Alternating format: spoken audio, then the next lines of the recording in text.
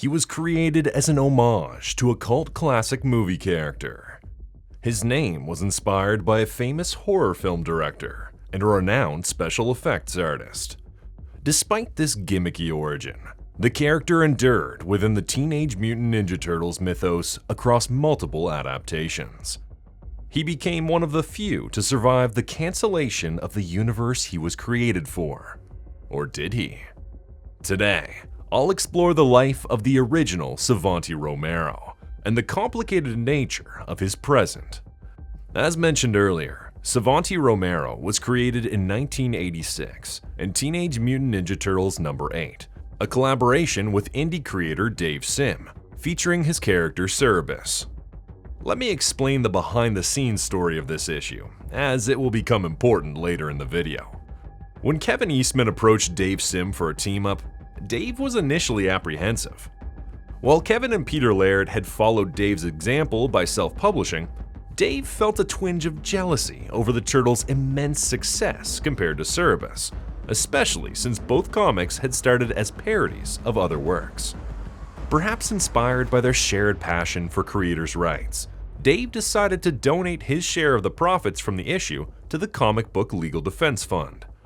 It was a generous decision, likely based on modest expectations of how well the book would sell. However, the issue became the highest-selling TMNT comic of the Mirage era, resulting in an $85,000 donation. While Dave continued to earn profits from subsequent reprints and collections of the issue, he later chose, for undisclosed reasons, to forbid any further reprints. Since the issue introduced two iconic characters, Renette and Savanti Romero, Peter Laird decided to create an alternate story to serve the same narrative purpose. This new version, crafted by Steve Murphy and Jim Lawson, was published in 2007 for a Spanish collected edition of Volume 1. However, Dave and Peter reached an agreement shortly afterward, leaving the alternate story as a curious footnote, which I'll explore later in this video. Although the original TMNT No. 8 included Cerebus, Dave retained the rights to reprint the issue and recently did so in a crowd-funded campaign. Teaming up with Cerebus required some time traveling, though it technically occurred in a separate dimension. Kevin and Peter drew inspiration from the 1981 fantasy film Time Bandits, directed by Terry Gilliam. The movie's plot was adapted into the Turtles' world, with the Supreme Being becoming Lord Simultaneous, and evil transforming into Savanti Romero.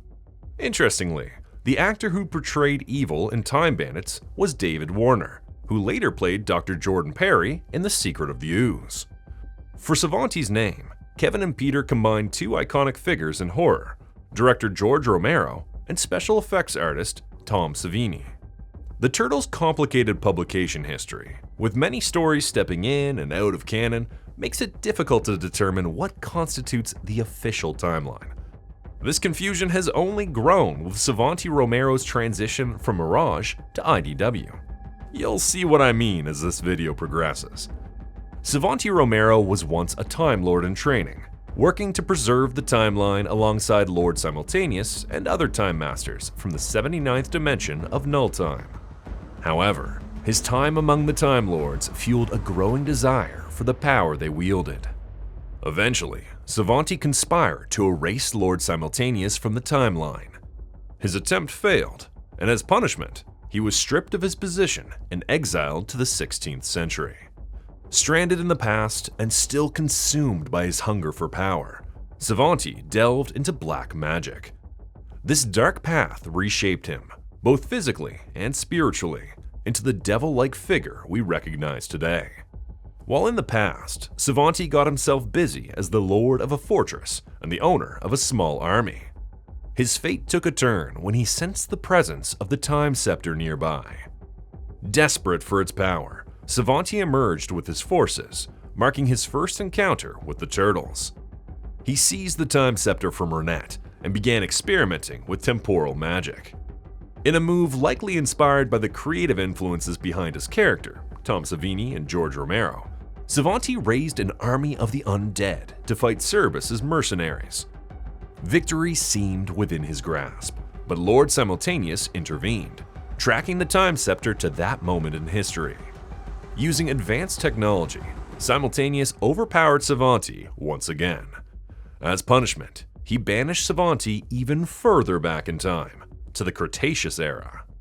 Since Savanti Romero's adventure with the Turtles and Cerberus was almost removed from canon, Steve Murphy created a replacement story titled The Paradox of Chudnovsky. This new tale allowed the original to remain available while providing an alternate explanation for Savanti's origins.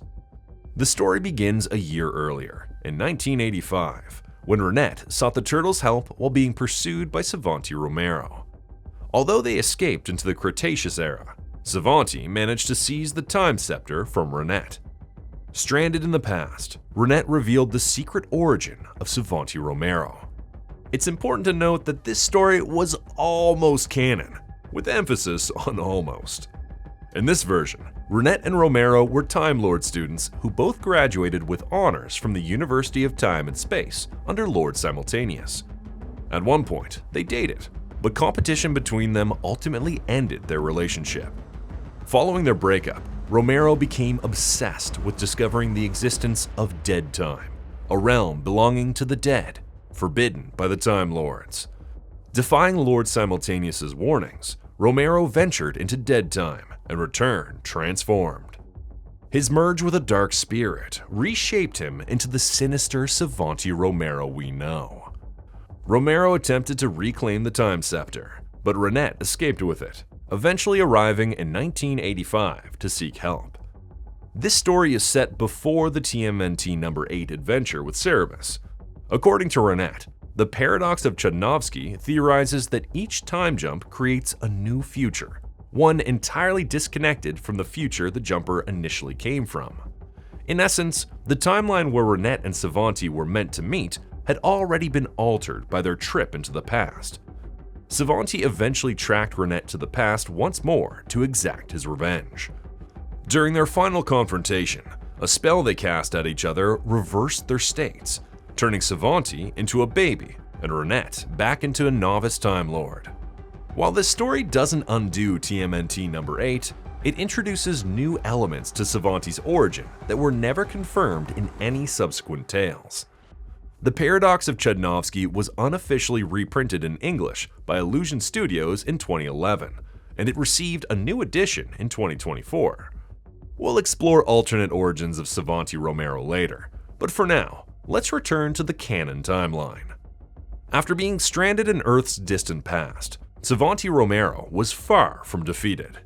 Using his mastery of magic, he lured the Turtles and Ronette back to the Cretaceous period. As the rhyme goes, Savanti reclaimed the Time Scepter and captured Ronette. This time, he devised a plan to eliminate Ronette and prevent humanity's rise in one fell swoop. Savanti constructed a massive bone structure, aligning the Time Scepter with Ronette. He intended to channel a bolt of cosmic energy to trigger a blast that would ignite the Earth's ring of fire, slowing the planet's rotation enough to stop the asteroid that wiped out the dinosaurs. Unfortunately for Savanti, the Turtles rescued Ronette before his plan could succeed. Desperate, he attempted to recover the scepter, but the cosmic bolt struck at that exact moment. Instead of achieving his goal, Savanti was incinerated. In a short story by Jim Lawson, we learn that Savanti survived the blast. Still trapped in the prehistoric era, he manipulated a sea lizard to evolve into a creature capable of retrieving the Time Scepter for him. While the lizard eventually found the scepter, Savanti discovered it was effectively useless. Later, Savanti encountered Ronette and the Turtles as they fished. He watched Ronette perform a spell that transformed a shrew into a sloth. This revealed to him that the true power had been inside Ronette all along. Armed with this knowledge, Savanti attacked her and began using her as a replacement for the scepter. However, Ronette's innate self-defense abilities activated, banishing Savanti Romero entirely. While this story connects the dots between events, it really doesn't hold up, considering we saw Savanti use the scepter before. If Savanti and Ronette had the same powers, then he wouldn't need to use her as a scepter, would he? Regardless, the Turtles and Ronette recovered the Time Scepter and returned to their proper time. It was later revealed that the cosmic energy bolt that struck Savanti merged with his magic, placing him in suspended animation at the bottom of a prehistoric lake. He remained there until his awakening much later, during Japan's feudal era. Determined to escape his predicament, Savanti stumbled upon the secrets of the Gosei clan, a remarkable family known for passing down their accumulated knowledge through generations. Seeing an opportunity, he began interfering with their history to serve his own ends. Recognizing the threat, the Turtles and Renette traveled back in time to aid the Gosei clan and stop Savanti. However, Savanti managed to reclaim the Time Scepter during the confrontation and launched an attack on Renette. Fortunately, Renette outmaneuvered him. She deflected the attack, causing the energy blast to backfire on Savanti. The resulting blast banished him once again, this time back to the era of the dinosaurs. Savanti Romero's final appearance in the Mirage universe occurred in the story titled The Eye of Agamotto. While the exact timeline of this event is unclear, it's reasonable to assume it takes place after his adventure in feudal Japan. Using his mastery of magic, Savanti discovered the Eye of Agamotto, a powerful, omniscient artifact he intended to wield to dominate the multiverse. To activate its full potential, he harnessed the energy of a crystal located at the core of the planet inhabited by the Wild West cowboys of Moo Mesa. But this only worked against him. He ended up trapped inside the eye and overwhelmed by omniscience. Fanfic writer Andrew Modine later used this event to tell his story TMNT Odyssey. But we're not finished with alternate canon. Not even close. During the guest era of TMNT Volume 1, a non-canon story introduced Savanti Juliet, Romero's wife. According to this tale, the two met in Earth's distant past, where they ruled together until the Turtles and Renette intervened, sending Savanti back in time. Since the story was written by a guest writer, it was considered non-canon. But technically speaking, Savanti Romero could have been married. Many years later, in the IDW universe, it was explained that Savanti crossed paths with Bebop and Rocksteady after surviving the cosmic blast. This event created the new IDW timeline. In this reintroduction of the character, it was revealed that he indeed had a wife. The story unfolded in the pages of Bebop and Rocksteady Destroy Everything, and revolved around a twisted time loop. The two henchmen discovered Savanti stranded in the past, following a time-traveling escapade. While in the Cretaceous, they encountered the Outrams conducting experiments in Earth's prehistoric era. Seizing the opportunity, Savanti, Bebop, and Rocksteady plotted to attack the Outrams and steal their technology to return to the 79th dimension of null-time. However, an older Renette intervened to stop them, but failed. Savanti took the Time Scepter from her and leaped into the future, leaving a wounded Renette and the seemingly dead Bebop and Rocksteady behind. Savanti jumped to 2016, where he attempted to recruit Bebop and Rocksteady once more. But for the two henchmen, it was their first time meeting him. Now aligned with another gang, Bebop and Rocksteady turned on Savanti, violently stealing the Time Scepter for themselves. They would later travel in time and meet Savanti again in the past, closing the loop. Without a Time Scepter, Savanti was now stranded in the present, but he did manage to get his hands on Outram technology, which allowed him to escape. Savanti Romero remained on the run for the next 10 years, quietly rebuilding his power in the shadows.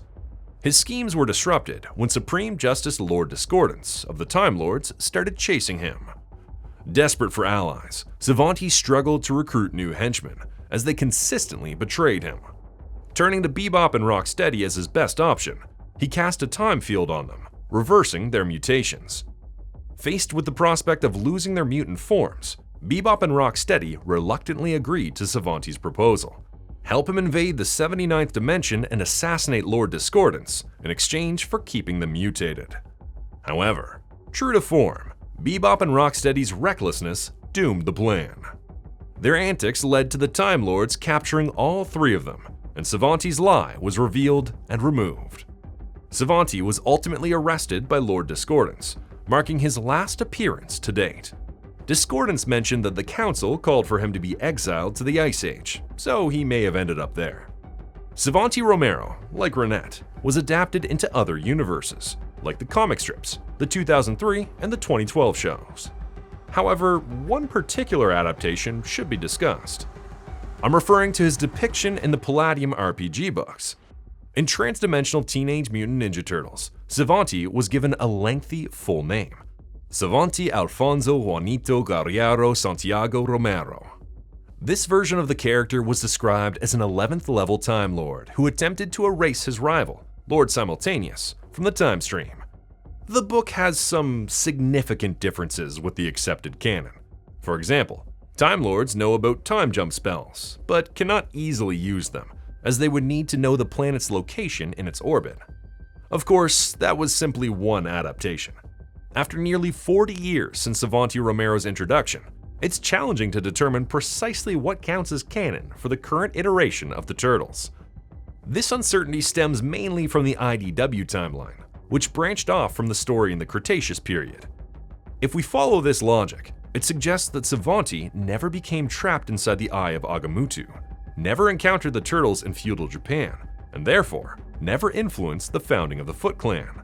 This leads me to believe that the Savanti Romero we see in the IDW universe is a variant of the original, a version of the character who only fought the original Turtles twice. As for Renette, there's no reason to assume she's a variant. Living outside of space and time, she seems to remain consistent across all timelines. Then again, the story of Savanti Romero is anything but linear, leaving plenty of room for missing adventures to still happen. One lingering mystery is whether Savanti is actually his name, or simply an honorific. In the Paradox of Chudnovsky, it's suggested that he adopted the title Savanti after his transformation. This theory gains traction when considering his wife, Savanti Juliet, who also underwent a transformation. However, most of his appearances imply that Savanti Romero is his full name, with the Palladium RPG book even elaborating on it with additional names. So, what do you think about the mystery surrounding this character? Is Savanti Romero a variant? Then again, aren't we all variants, given that time is constantly spawning new timelines? Let me know in the comments. Thanks for watching. See you in the sewers.